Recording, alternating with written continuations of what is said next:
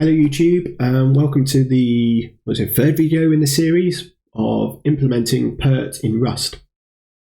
In the last series, episode of the series, we looked at the kind of the core structures and traits that are going to be in the library, and we discussed the idea that everything kind of revolves around this PERT task and a trait called try into PERT task, which enables anyone to convert their task structures into a PERT task structure, on which we will then have an ability to wrap all our ability to solve for them, and as well as solve for analytics for those. So I won't go over that. Please see the previous video for this. In this video, we're looking at actually now implementing these data structures out and the functions, so you can see how it all links together. So the first thing really is that we've got this kind of empty PERT task. What do we need in this structure to be able to solve a PERT problem? So the first thing we need is an ID, and so we'll just keep it as simple as a string, and that's going to enable us to that's going to be our unique ID identifier for the task, and we'll make sure that that's not repeated within that vector when we construct a vector of PERT tasks. It's got to be one per vector of tasks. And a vector of tasks, of course, represent a project. So we can then also need to identify the dependencies. Oops. So I'll call it deps, which is going to be a vec of strings, which are going to be the other IDs. The other IDs that this PERT task depends upon. So A needs to be completed before B. Those are the dependencies that we're referring to here. We also need the duration of the task. So how long will this task take?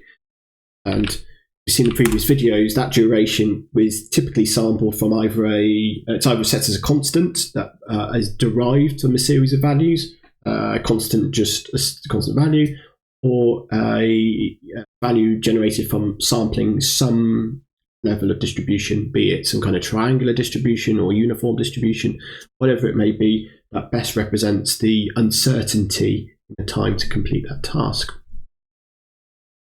And then we've got all the values if you look at in the previous videos, the values of the early start times, late start time, late finish times, late start time, late finish times. So all the values that we're going to generate by creating this PERT graph. So these are all going to be derived when we do the analysis. So we need those to exist on our structure. So let me just type those out. So we've got the early start time, early finish time. We have the late start time, and late finish time, and that is in essence everything we need to represent those boxes in the first video of a PERT. So yeah, you've got an ID, we know its dependencies, how long it's going to take, and then we're going to compute the early and finish and late times. What we also want to know then, what we have and what I have is hidden, and this is how we go to traverse the graph, is what are the parents, and we're going to derive these parents based on the dependencies, and this is going to be a vec of and I'll define this task this type in a moment, which is going to be task week ref. So I said in the first video of this series that we're going to be looking using RC ref cells, and one of the types that we want in here, a convenience type, is going to be a PERT task week ref, and this is going to be a week ref cell to a PERT task. Okay, so that's going to enable us to, like I said, weekly reference a parent. So if I am currently, say visiting this task, I can then view its parents, and equivalently, we're going to add children, and that's going to be a vec of PERT task week ref children.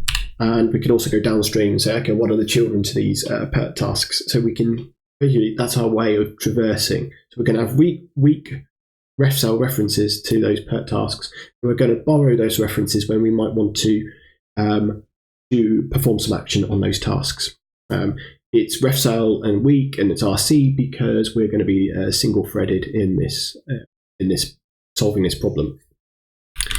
We will also need a type, and we'll see this later, called PERT task strong ref. And this is going to be our strong RC. So RC, there it is, RC ref cell to PERT task. So RC is reference counting. So we're going to use RC to create a reference counted vector of PERT tasks. They're going to give us our strong references though, so they're not going to, so we can count those, and then we're going to have a series of weak references to those within the vector so that we can gain access to those. So they're reference counted, but we'll have to press that they become strong references to then borrow from them and then deref them.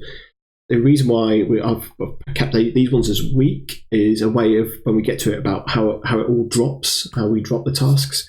So I'm going to create a vector of strong references of RC, so we know they're going to remain for the duration of us solving the tasks and us being able to navigate through the network.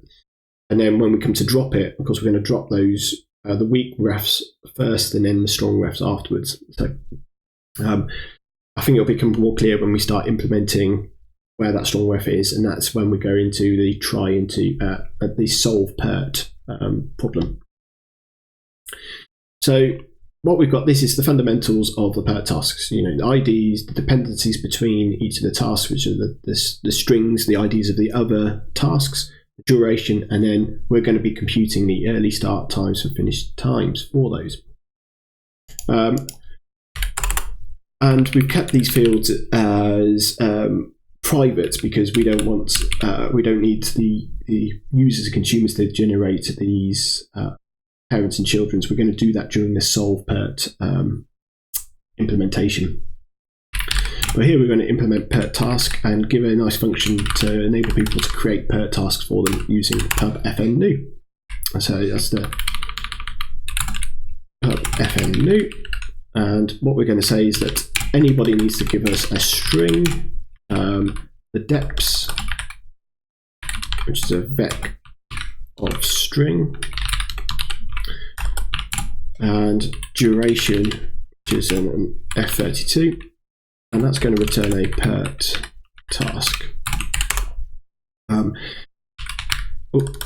It's going to return self, which is also PERT task. And then self, we're going to go return ID, deps, duration, and we're going to set the early start time to 0. We're going to do the early finish time as F32 min, late start time as F32 max. Oops.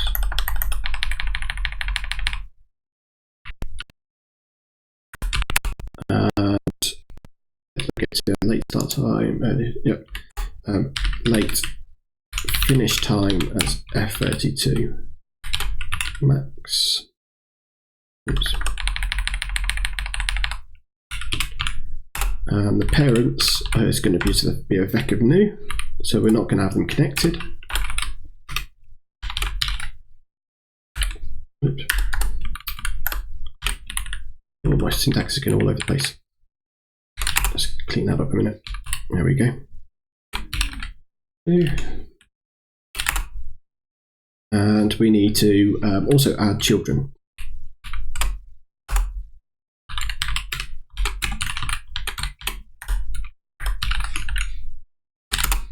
There we go. It's all cleaned up now. So what we've got created there is to create a PERT task. The consumers will use PERT task new, and they'll probably use that within the try into PERT task function when they implement the trait. And all they need to do is give us an ID, dependencies, and durations. I've then set the early start time, early finish time, late start time, late finish times into some default state. And when we come to solve it, you'll see why I've set them as min and maxes, because we'll be doing some comparisons. If you remember, going back to the first video, as we traverse the graph, we want to say, does the previous, do my parents, which one's got the shortest, the earliest start time, which one's got the latest start time, which one's got the earliest finish times. We're going to use those comparisons, and starting at the min-max ranges is going to be our reference, because we're going to compare ourselves. Is our time earlier than the time of the task that we're comparing against? So we just start at our min-max ranges, and of course we're going to come down in those values or go up in those values depending on our comparison between our parents and children. We'll see that when we iterate through our tasks when we solve the PERT problem. So just clean that up. Oops. Let's take that debug off. There we go. So that's what we're going to do to create our tasks.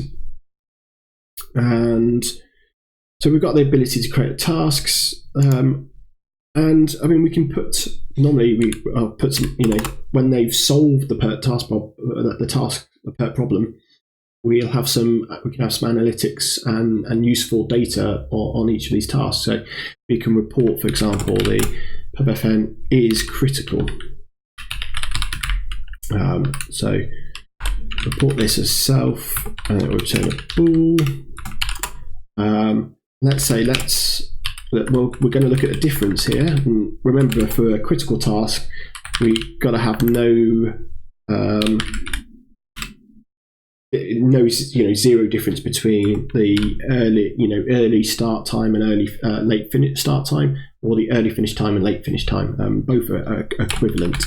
So in this case, let's do the difference between the self late start time and self early start time.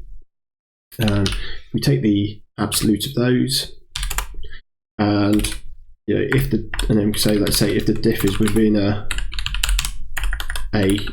rounding error of, like you say, 0.01, then it'll be true. So that means this must, once we've resolved these and we've checked that the diff is very small, negligible, it must lie on the critical path.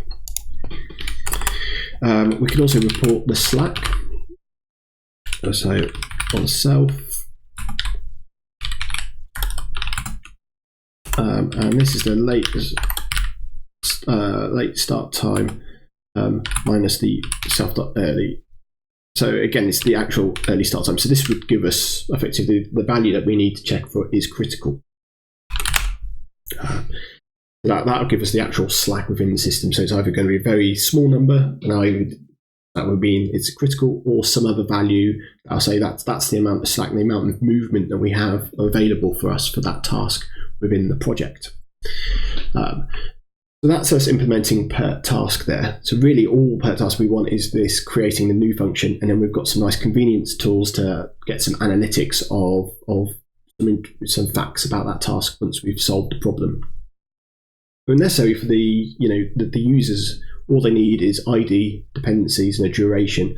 The rest of it we compute behind the scenes. So now that we've got our task defined, we can now go into a bit about how do we solve this task problem. We can go down, because remember we've got this try into PERT task. Try into PERT task here is going to be implemented by our users on their types of task, and we'll do that later for a generic task to show how it will work. We're going to have some PERT errors, and we'll probably expand that in a moment. What we really need to do is complete this implementation of the try into PERT tasks and solve PERT. Because as long as our users implement try into PERT, all of this, like a vec of t, a vec of their own tasks, they'll be able to get this for free by just importing use PERT from our library. So try into PERT tasks. I'll just go back to our reference. So all we want to do in try into PERT tasks, because it's dependent on the t that has try into PERT task, we'll be able to just use this function here. So what we want to do is say let mute tasks. It's going to be a vec of PERT task, vec new, and then let mute errors, and this is going to be a vec of self error.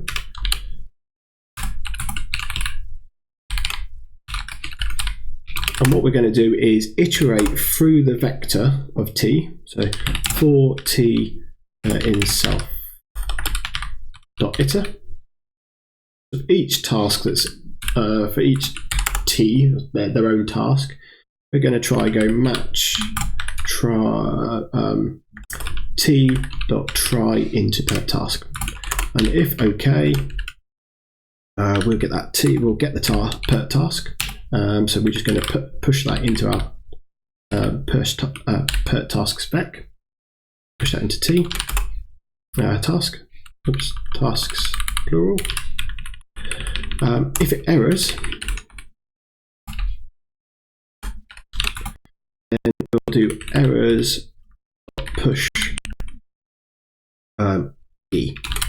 So this is where I mentioned before, is that we're going to build up this list of errors, because we're going to try all the tasks in the vector, and we're going to then return and say, so a match on the errors, and say if it's empty, then if it's true, if it is empty is true, then we can just go return our tasks. So we've been managed to do our conversion and convert all the tasks of their type into a vec of PERT tasks on which we will do our analysis. If not false, we will then do our error. We're going to do our PERT error, and we mentioned before, try into task error, and return the vec of errors from that, because it may be that one or more errors will return. We can clear that to do.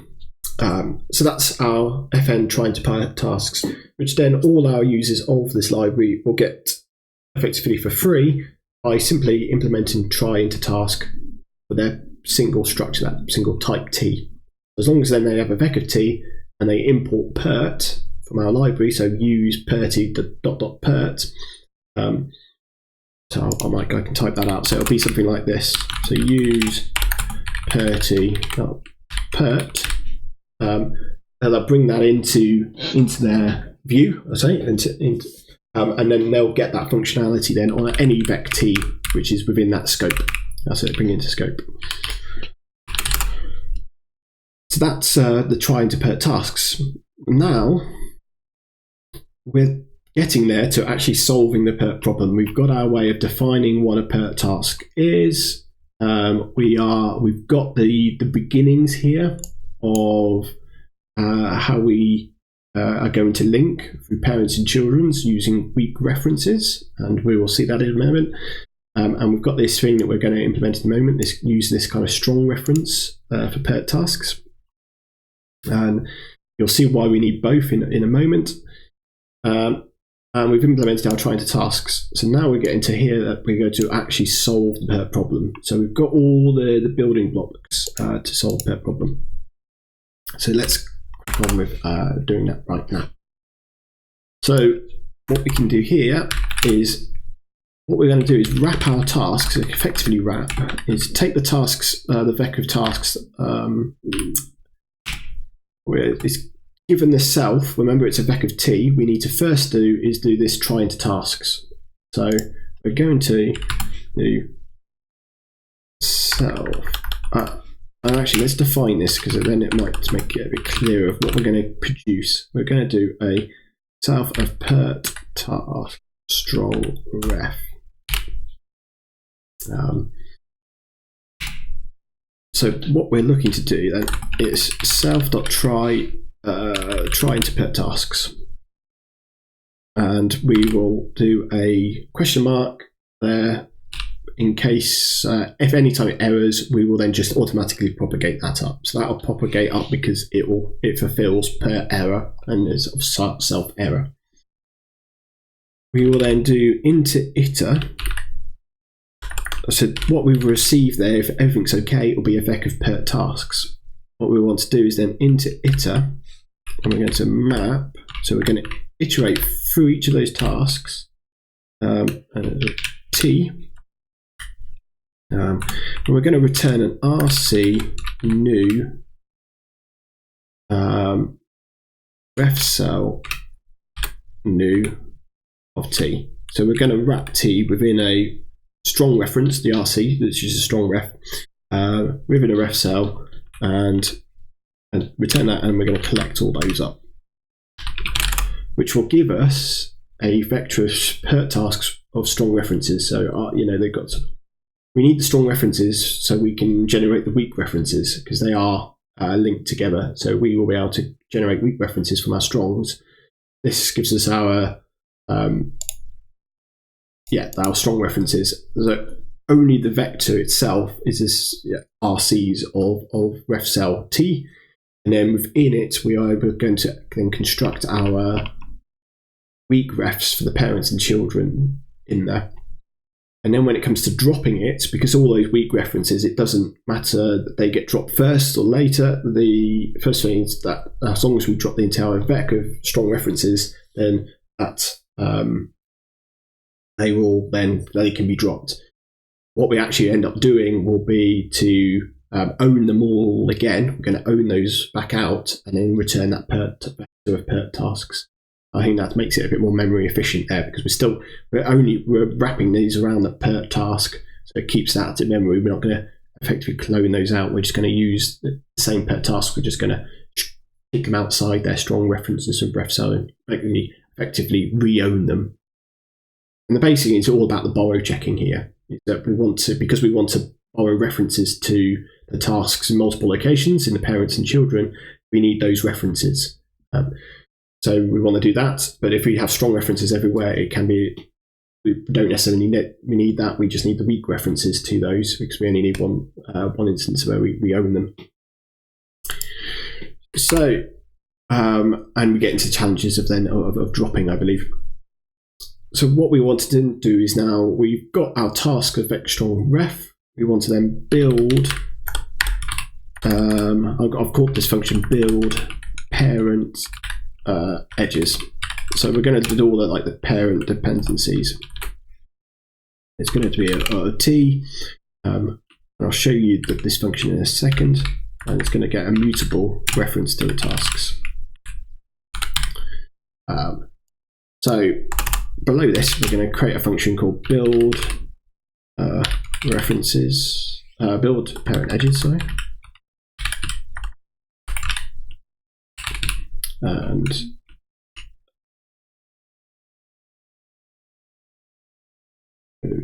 try T, and T has to be try into PERT task.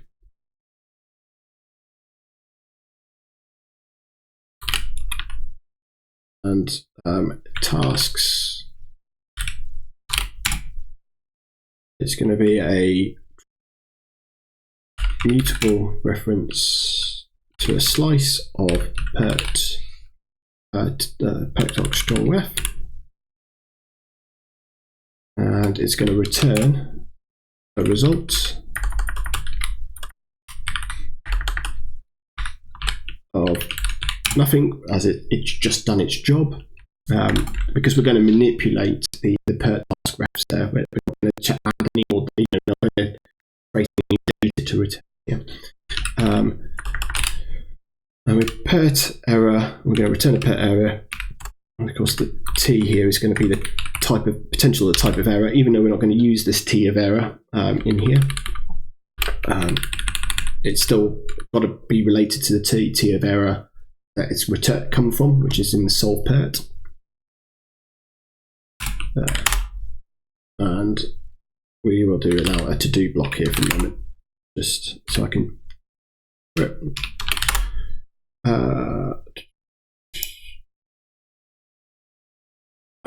Needs an angle there. There we go. There you go. That will clean it all up. So what we've got to do is now build the parent edges. So we're going to take our tasks, our PERT task strong ref, and a slice into that, because it could be any kind of slice that's mutable. And now we're going to iterate for all of those tasks and do our linking. And at some point we may error on some of the issues here. We'll find that out in a moment. So what we've got here, to do this, I've created a missing vec, and it's going to be a string. So one issue that we might come across is that someone's put an ID in, and actually when we scan through this list, the ID doesn't exist. So the task that one other task links to doesn't exist. So we might need to report that. So I've got this missing vector to append or push any IDs that we see that are missing. But first thing we do is for a in task iter.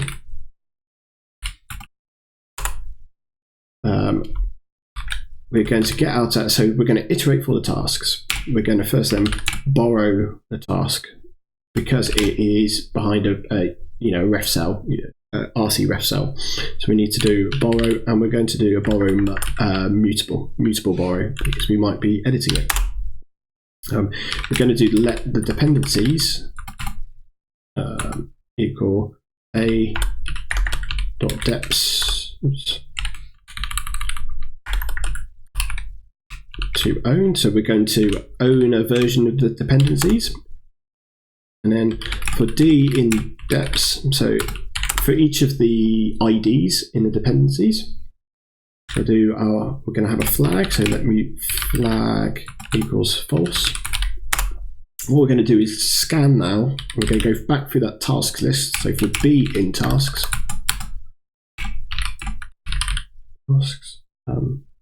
iter.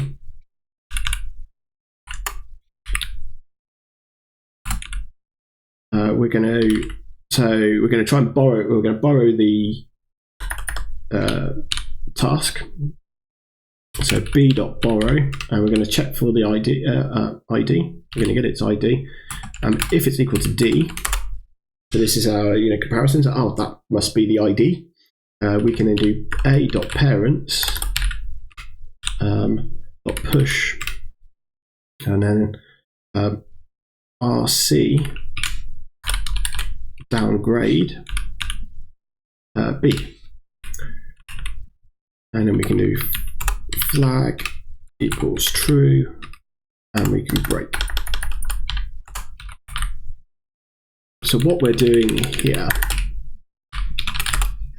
is looking for each of the dependencies in A. We are iterating over the tasks once more. If the ID happens to equal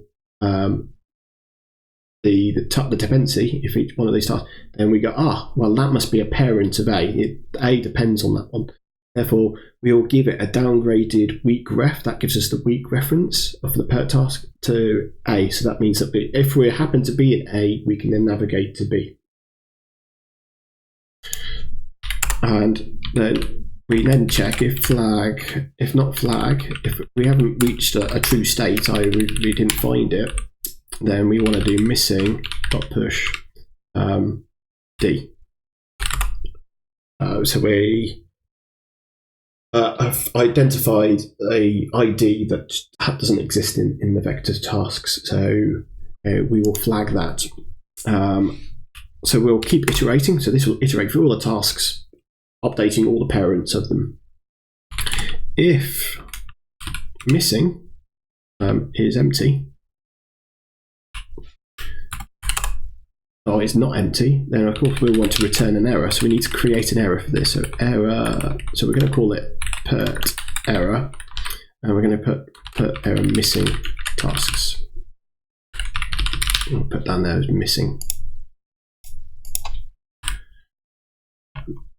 And if we go to PERT error up here, missing tasks, and we're going to return here a vec of string. So we're going to give back the IDs to the user and say, oh, we couldn't construct the edges. There's something wrong with the network, which is that we're missing some tasks, so that they can then update their graph, update their task information to might include that. If not, then we can return, okay, so we've managed to construct a graph, find the links and associate themselves. The next one is to then do the same again, but for the child perspective. So we want to do build child edges. And it's a mutable of tasks.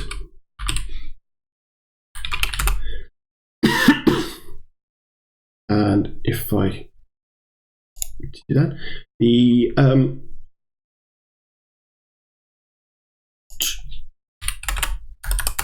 so now I can do fn build child tasks,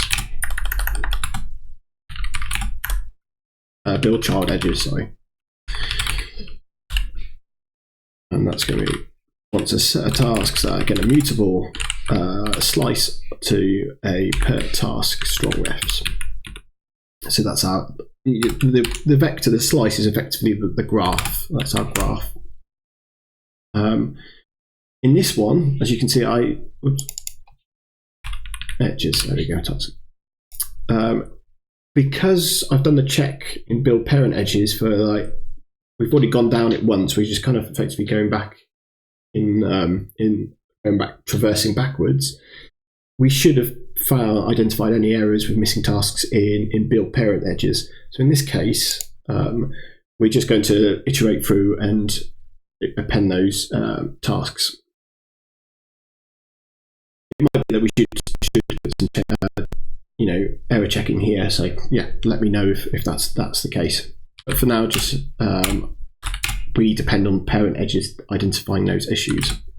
So for A in tasks, we've got iter. And for B in tasks, can't spell, iter. We will then check if A is not equal to B.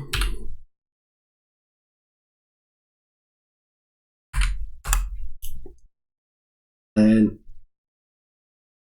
we will do let weak A equal RC downgrade A. So we're going to get a weak reference to A, and we're going to check. What we're basically just looping for all the tasks and saying, is it in the parents list? That's what we're going to do here. So I've just started typing without explaining. So we're going to create a weak reference to A, and then we're just going to create a variable here called is in, and this is we're going to borrow B, task B, and we're going to check its parents. We're going to iterate through those parents, and we're going to check for any P, any parent P in this closure, and we're going to do weak pointer equals P. Oops, and if it's then going to be the reference to weak A. So I need to click back on here, weak.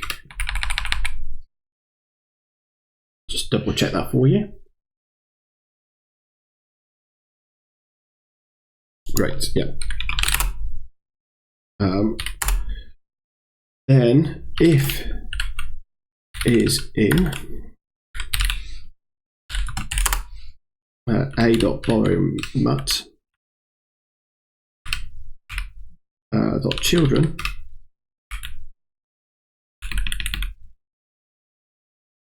dot push RC downgrade B. Okay, so we've got a couple of things going on here. Oh, I don't need those parentheses there. I need to implement the binary operation for that in a moment.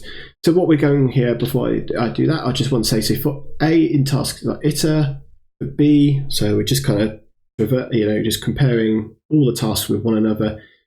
First of all, is A not equal to B, so it's not the same one. Let week A, we'll downgrade it into a week reference, so then we can do a week pointer equals. So we're just going to compare, because parents have got all these week references, we want to just do, are they equivalent? Are they basically pointing at the same object, same struct, same data? If so, we know that A is the parent of B, therefore B is the child of A. So that's where the is in. We then put the A borrow child push a downgraded week reference B into that. So what we also need to do is the PERT task ref cell equivalence. So this we haven't done yet. We need to go up to our PERT.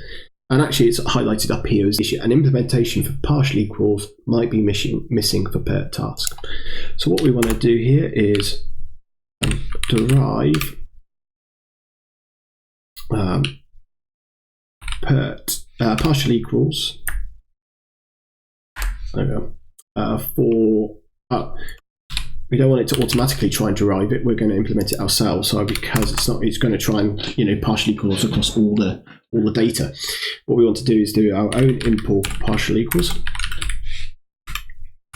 for PERT task. And what all we're doing a partial equals on is that self.id equals other .id.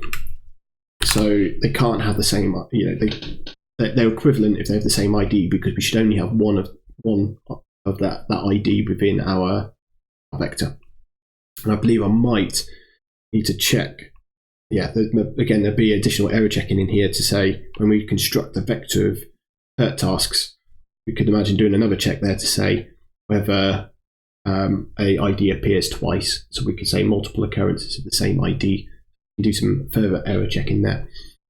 We've done the build parent edges, we've done build child edges.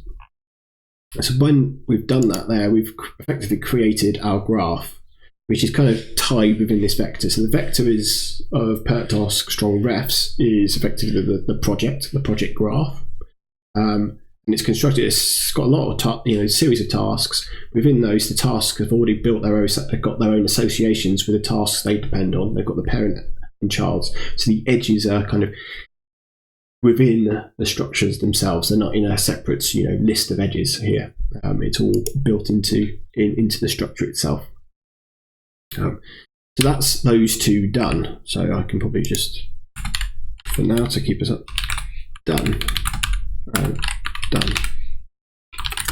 So I think that's probably a neat place to stop there. That's it. So what we've done today is implemented all the data structure, the data that fundamentally we need for a PERT task, and the requirements from a user, which is just the ID, the dependencies and duration of that task. The rest of it we can generate and regenerate on their behalf that we're going to use to solve the problem.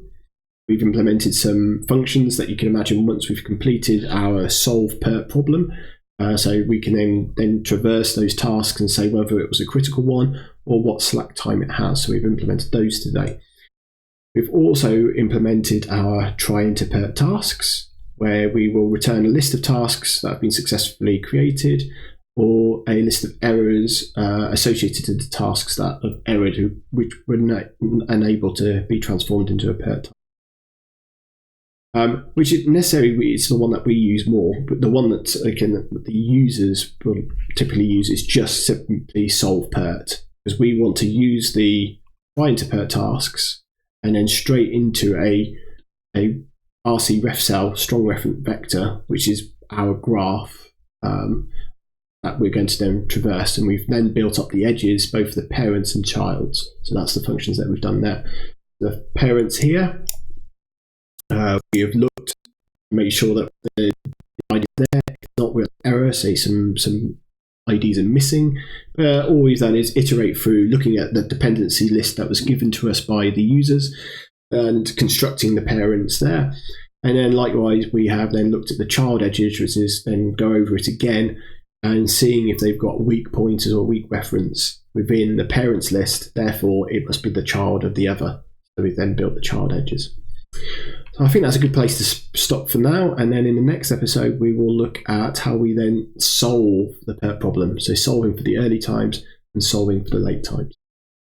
So thank you very much for joining, and I'll see you in the next one.